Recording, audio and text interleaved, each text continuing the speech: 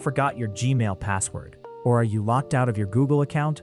Don't worry, you might still be able to get it back. Whether you've lost access to Gmail, YouTube, Google Drive, Google Photos, Google Docs, or any other Google service, this video is for you. But before you click away, here's something that could save your account.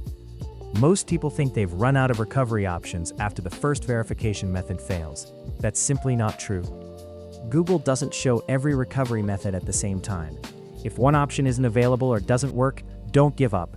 In many cases, you can simply tap "Try another way" to see if Google offers a different verification method for your account. That one button has helped many users recover accounts they thought were gone forever. In this video, I'll show you 8 official Google account recovery methods, available in 2026. Explain when Google may show each one, how they work, and exactly what to do if one method doesn't work. This guide works whether you're using an Android phone, iPhone, Windows PC, Mac, Chromebook, or any modern web browser. And here's my biggest piece of advice. Don't leave this video after the first method. The recovery option that gets you back into your account could be the second, the fifth, or even the very last one. So stay with me until the end, and let's recover your Google account together. First, open the Gmail sign-in page. Enter your Gmail address, then tap Next. Now if you forgot your password, tap Forgot Password. Google will now start the account recovery process. In this example, the first recovery option shown is Passkeys and security keys. So, what exactly is a passkey? A passkey is a modern way to sign in without typing a password. Instead of remembering a long password, you simply unlock your device using your fingerprint, face recognition, or device PIN. If you've previously created a passkey for your Google account, Google may ask you to use it during sign-in or account recovery. Some users may also have a physical security key. This is a small USB, NFC, or Bluetooth device that you connect or tap when Google asks you to verify your identity. Both passkeys and security keys are designed to be faster and much more resistant to phishing than traditional passwords. Create a passkey on your personal phone or computer before you ever forget your password. It can make future sign-ins much faster and easier.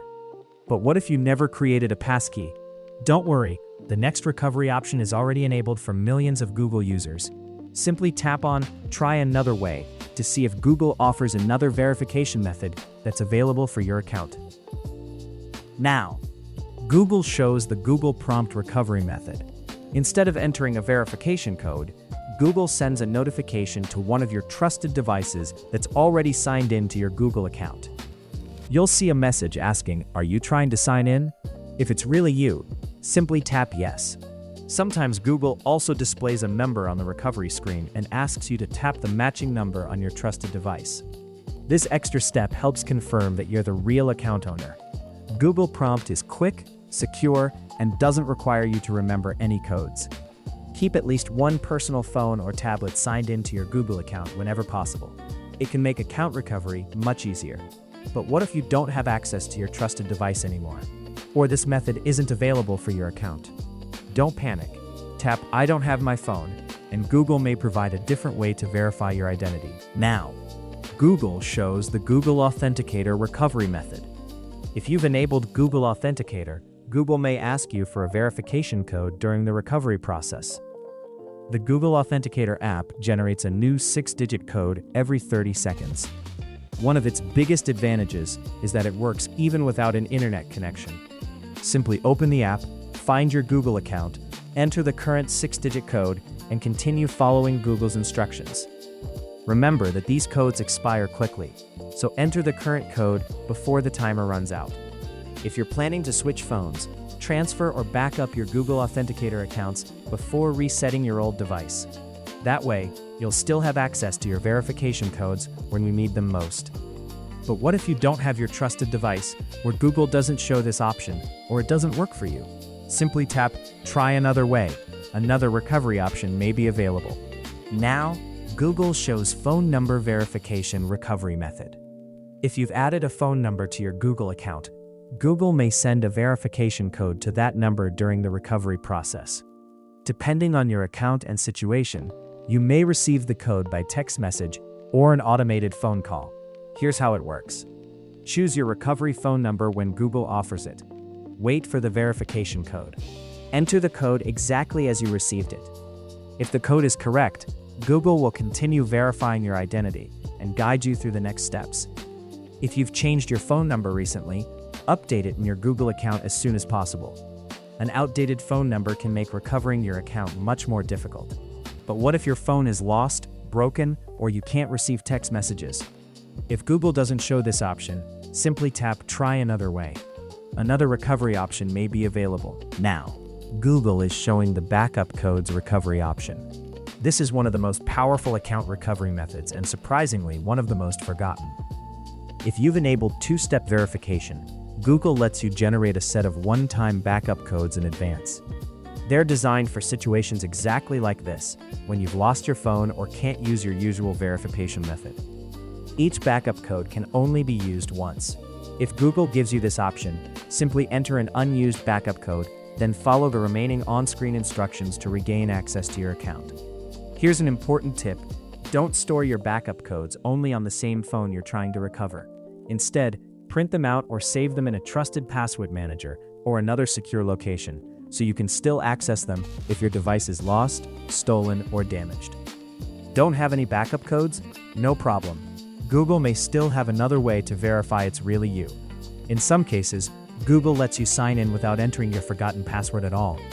This recovery option is called Skip Password when possible. Many people don't realize that Google now supports passwordless sign-in on eligible devices. If you've enabled this feature or set up a passkey, Google may allow you to verify your identity without typing your forgotten password.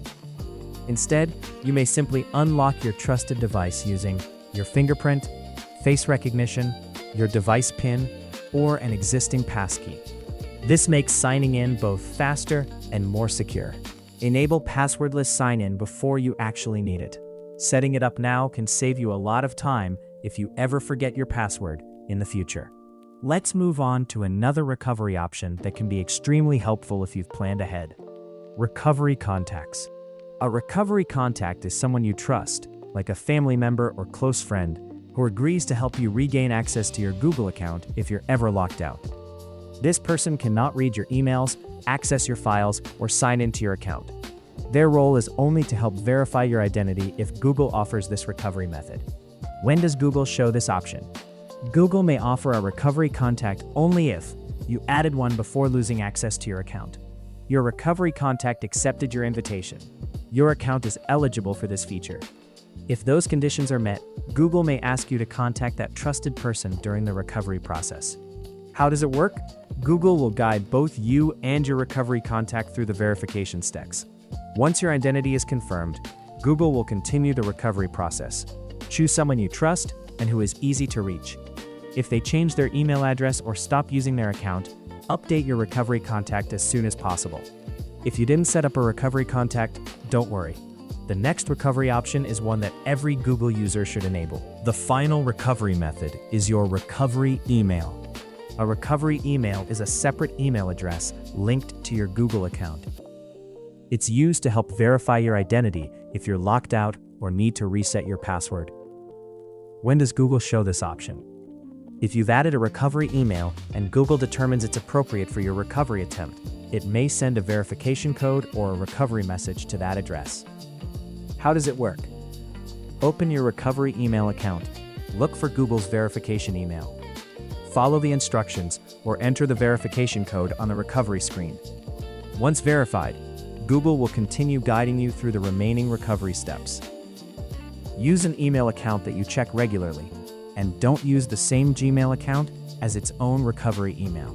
If you found this guide helpful, please give this video a thumbs up and subscribe for more easy-to-follow tech tutorials.